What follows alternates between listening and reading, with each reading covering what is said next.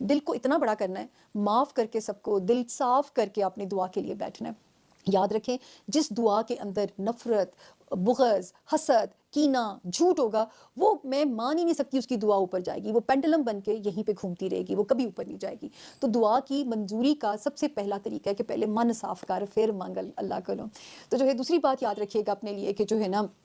اپنے پیاروں کو بھی یہ دعا بتائیے گا، اور یقین جانیے کہ میرا خیال ہے میں شاید ٹین ایج میں تھی، میں تب سے پڑھتی ہوں اس کو، اور میں پورے یقین سے پڑھتی ہوں، میرا گھر بھی پورے یقین سے اس دعا کو پڑھتا ہے، میں اپنی ٹین سے پڑھتی چلی آ رہی ہوں، ہمیں ہماری ماں نے کہا اور ہم آگے اس کو صدقہ جاریہ کے طور پہ تقسیم اور بانٹنا چاہتے ہیں۔ باقی جو ہے دینے والی تو اسی کی ذات ہے، اس نے جس کو جتنا دینا ہے، یہ سچی بات ہے، کچھ چیزیں اس کے صیغہ راز میں ہیں جہاں تک میرے بھی پر جلتے ہیں جھانکتے ہوئے، لیکن مانگنا ان کو بہت پسند ہے۔ تو ایک تو اپنے لیے دعا مانگیے کہ اللہ پاک تو مجھے مستجاب الدعا بنا دے، جن کو یہ لفظ نہ بولنا ہے کہ مجھے ایسا بنا دے جس میں رب تو راضی ہے، جس میں تیری رضامندی ہے، تو مجھے ایسا بنا دے، یا مجھے اپنی بندی یا اپنا بندہ بنا لے۔ یہ دعا، اور دعا کو ہمیشہ بڑی ٹیکنیکل چیز ہے، اسے مکمل مانگا کریں، اس میں غلطی نہیں کرنی ہے آپ لوگوں نے۔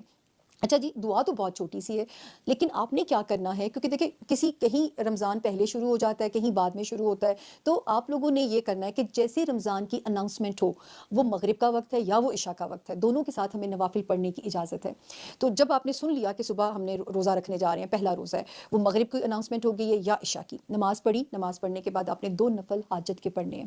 حاجت پڑھنی ہے کہ میں جو پڑھنے جا رہی ہوں یا جو پڑھنے لگا ہوں، اللہ پاک اس میں اپنی قبولیت، اپنی رضامندی شامل کر دیجئے گا، زیر کی، زبر کی، دہان کی غلطی معاف کر کے میرے پڑھے ہوئے کو قبولیت فرما دیجئے گا۔ اس کے بعد آپ نے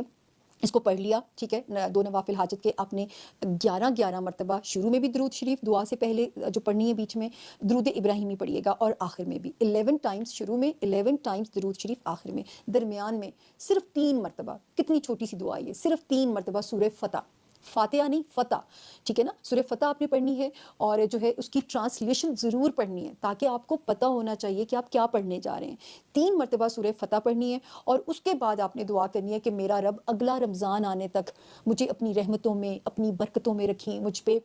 میرے لیے مالی آسانی فرمائیے گا، مجھے اپنے ارادوں میں فتح یاب کیجیے گا، مجھے جو ہے مجھ سے کوئی جو جس طرح آپ مانگنا چاہتے ہیں۔ تو یہ آپ نے یوں سمجھنا ہے، آپ نے اگلا روزہ آنے تک یعنی نیا سال کا آپ نے اپنے آپ کو اللہ کی امان میں سونپ دیا، تو پھر پورا سال کی برکت مانگنی ہے آپ نے کہ مجھے کسی کے آگے یوں ہاتھ نہ کرنا پڑے، بورو کرنے کے لیے، ادھار مانگنے کے لیے، مجھے دینے والا ہاتھ رکھیں۔ یہ کیونکہ یہ ہے ہی مالی آسانی کی صورت اس وقت جو پڑھیں گے، جس نیت سے آپ پڑھیں گے، لیکن آپ اپنے ہر ارادے میں فتح کا تصور کر سکتے ہیں۔ کوئی شادی کرنا چاہتا ہے، کوئی نیا کام کرنا چاہتا ہے، تو یہ پلیز جو ہے صرف چھوٹا سا یہ عمل ہے، اور پورے سال آپ اللہ کی امان کے اندر ہیں، پورے سال آپ رب کی حفاظت کے اندر ہیں، رب کے فرشتے آپ کو اپنی حفاظت میں رکھیں گے۔ اس یقین، اس ایمان کے ساتھ پڑھیے گا، اللہ کی زمین پہ امن کی فتح مانگیے گا، مسلمانوں کی فتح مانگیے گا، جہاں جہاں مسلمان امہ ظلم سہ رہی ہے، اللہ پاک مسلمانوں کو ایک پلیٹ فارم پہ اکٹھا کر دے، اس کی فتح بھی مانگیے گا، اللہ پاک مسلمانوں میں اتفاق پیدا کر دے، اس کی بھی فتح مانگیے گا۔ بس آپ نے ہر چیز میں فتح کا تصور رکھنا ہے اور دل بڑا کر کے مانگنا ہے،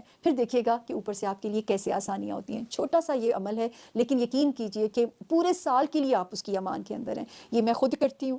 میں اپنے گھر والوں سے کراتی ہوں، ہماری ماں ہم سے کرواتی تھی، ہم آگے اب یہ میں ریچول بنا لیا کہ میں یہ ریمائنڈر سب کو دیتی ہوں، آپ کو بھی انشاءاللہ ہم یہ